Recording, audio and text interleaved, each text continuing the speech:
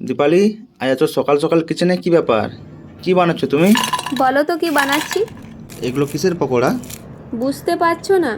কাল যে বাজার থেকে মাশরুমগুলো নিয়ে এসছো, আমার হাতের পকোড়া খাবে বলে এত তাড়াতাড়ি ভুলে গেলে? ঘুমিয়ে ঘুমিয়ে তাই ভাবছি, এত সুন্দর গন্ধ কোথা থেকে আসছে। তোমার পকোড়ার গন্ধে আমার ঘুম ভেঙে গেছে গো।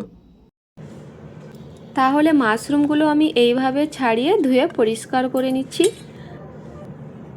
তারপর বাটার বানানোর জন্য নিয়ে নেব 150 গ্রাম ময়দা, 1 টেবিল চামচ কর্নফ্লাওয়ার, 1/4 টিস্পুন বেকিং সোডা দিয়ে চালিয়ে নিচ্ছি। এরপর 1/4 টিস্পুন হলুদ, 1/4 টিস্পুন লঙ্কার গুঁড়ো, পরিমাণ মতো লবণ ও অল্প কালো জিরে দিয়ে মিশিয়ে নেব। তারপর অল্প অল্প জল দিয়ে ঘন বাটার তৈরি করে ফেলব। ও মা, এই বাটারে আর কিছু দেবে না? সব তো দিয়ে দিলাম, আর কি দেব? ও মা, এত সহজ মাশরুম পকোড়া তো আমিও বানিয়ে ফেলবো। হ্যাঁ হ্যাঁ, তুই কত বানাতে পারবি আমার জানা আছে। পকোড়া বানানোর জন্য কড়াইতে তেল দিয়ে তেলটি গরম করে নেব।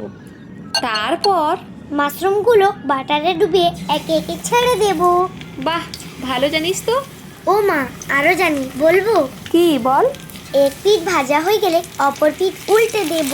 হয়েছে হয়েছে, তুই একবারে পাক্কা বুড়ি হয়ে গেছিস যে। হ্যাঁ তো, আমি তো তোমার ছোট্ট বুড়ি। ও মা, ভাজা হয়েছে, দাও বাবাকে দিয়ে আসি। এই তো হয়ে গেছে, দিচ্ছি দাঁড়া। ও মা, মনে হচ্ছে খুব কড়কড়ে হয়েছে। বাবাকে দেবে, আমাকে দেবে না? হ্যাঁ রে, দেবো, তোকে না দিলে হয়? দেখুন বন্ধুরা, শুনেই তো বুঝতে পারছো কতটা মুচমুচে হয়েছে। ও মা, দাও গো, একটু টেস্ট করে দেখি। উফ বাবা, আচ্ছা নে, তুই প্রথমেই টেস্ট করে দেখ।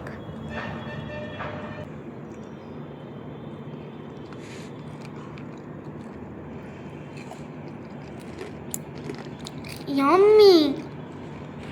আমি তো খেলাম, কি দারুণ হয়েছে। তো বন্ধুরা, আমাদের এই রেসিপিটি যদি আপনাদের ভালো লেগে থাকে তাহলে একটি লাইক করে চ্যানেলটিকে সাবস্ক্রাইব করে পাশে থাকবেন। আমি মন্টো, আপনারা দেখছেন মন্টোর রান্নাঘর। আবার দেখা হবে পরের ভিডিওতে। আপনারা সবাই ভালো থেকো, সুস্থ থেকো।